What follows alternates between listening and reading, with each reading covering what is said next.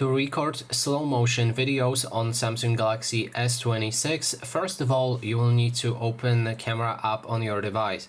Next step is to click on more right here, and then we can go to slow motion. Now decide which resolution you want to use. The better resolution with fewer FPS, which means worse quality for slow motion, or full HD with higher FPS, that means lower quality for image but higher quality for the frames. In this case, we're gonna go for the Ultra HD, that means 4K.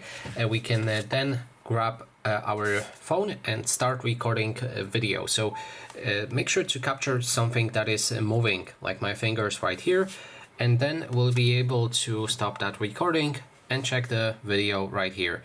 Now, as you can see, the slow motion works fine. And that is basically everything. Thanks so much for watching.